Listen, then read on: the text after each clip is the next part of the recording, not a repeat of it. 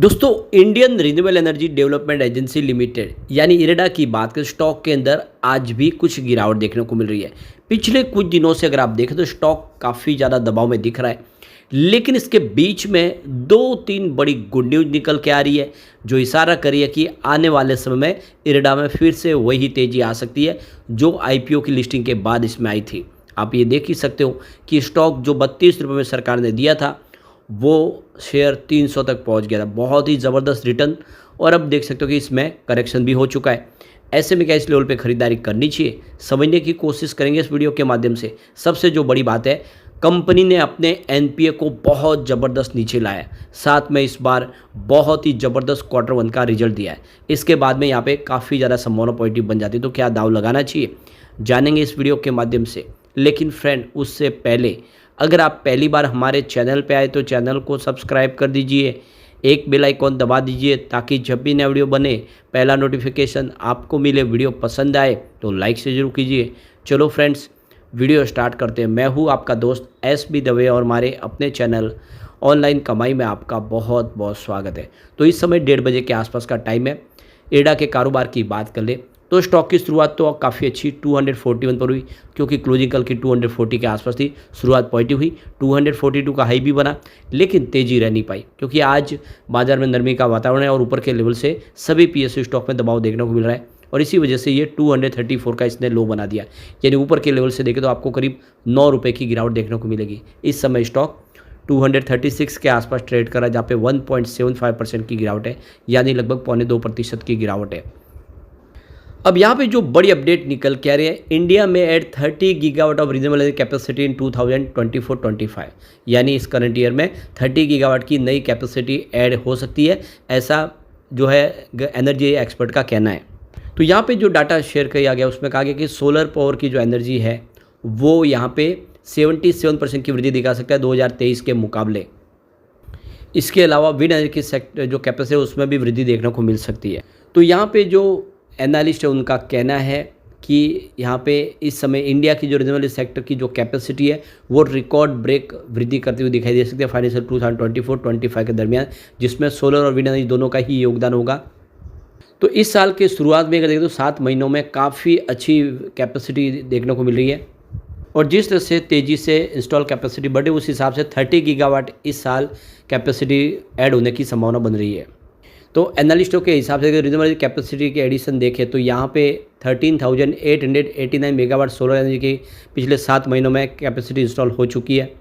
और यहाँ पे देख लो कि पिछले साल 2023 की बात करें तो 7 महीनों में ये मात्र 7,842 मेगावाट इंस्टॉल हुई थी। उसके हिसाब से देखें तो ये लगभग आपको काफ़ी डबल के नज़दीक आपको दिखाई देगी, जिसमें 77% की ज़बरदस्त वृद्धि देखने को मिल रही है।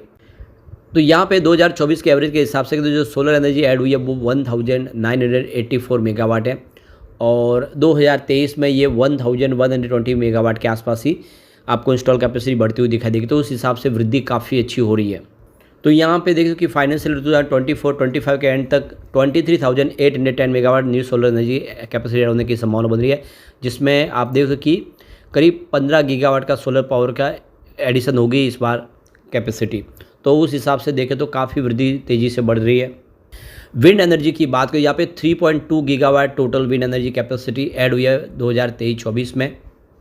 तो यहाँ पे पिछले 7 महीनों में देखें तो यहाँ पे इंडिया ने total 2,339 megawatt wind energy capacity install कर ली है, और मंथली एवरेज अगर आप देखें तो 334 मेगावाट के आसपास है।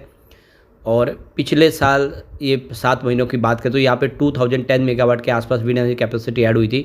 तो उस हिसाब से विंड एनर्जी कैपेसिटी में भी काफ़ी अच्छी वृद्धि हुई है। तो इसी तरह से अगर सोलर और विंड एनर्जी कैपेसिटी इंस्टॉल होने की जो संभावना आगे बढ़ती है और इसी हिसाब से ऐड होती है, तो 24 gigawatt solar energy capacity add हो सकती है और 4 गीगावाट की विंड एनर्जी कैपेसिटी ऐड होती हुई दिखाई देगी, और दोनों मिलाएंगे तो 28 गीगावाट की आपको टोटल कैपेसिटी ऐड होती हुई दिखाई देगी। इसके अलावा 2 गीगावाट की एडिशनल कैपेसिटी अगर आप देखें तो स्मॉल हाइड्रो और बायोमास से आती हुई दिखाई देगी। इस हिसाब से आपको टोटल 30 गीगावाट की कैपेसिटी फाइनेंशियल 2024-25 तक देखने को मिल सकती है।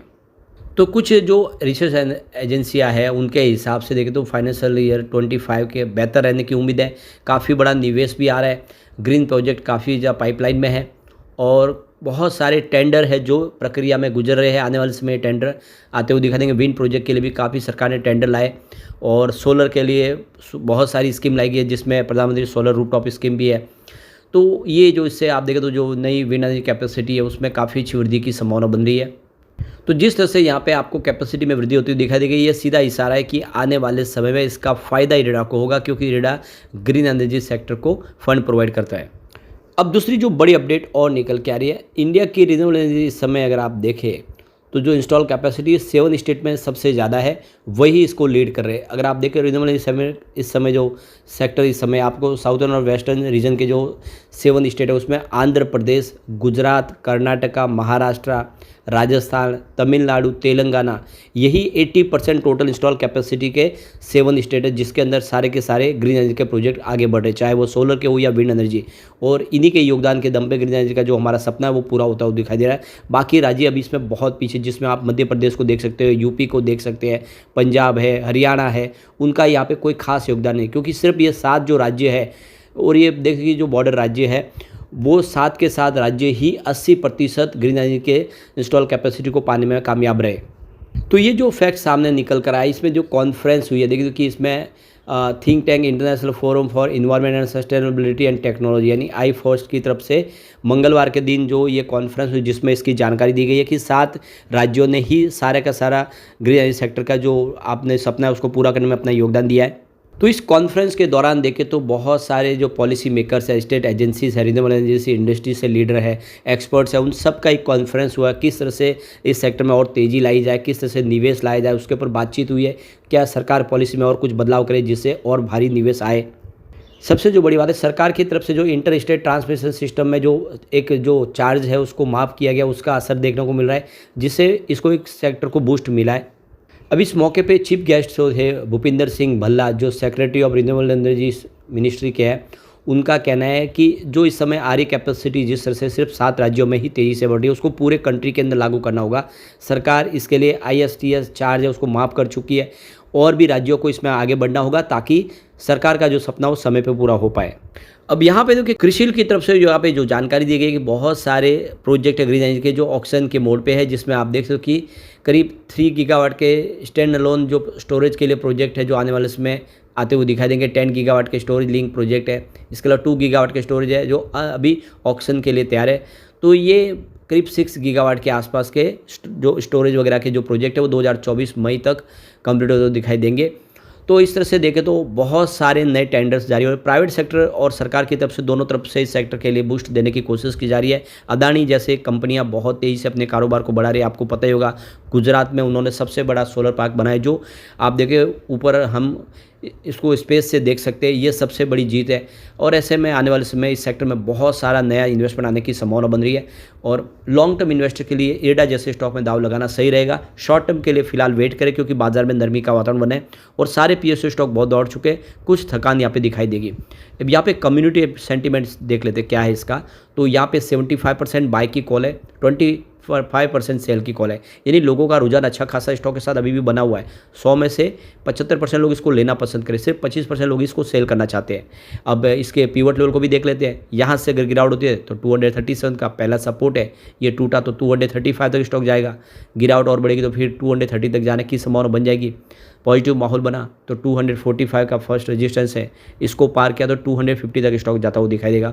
तीसरा रेजिस्टेंस 253 के आसपास यानी 250 को पार कर सकता है, फिर एक अच्छी तेज़ी की संभावना हम देख सकते हैं।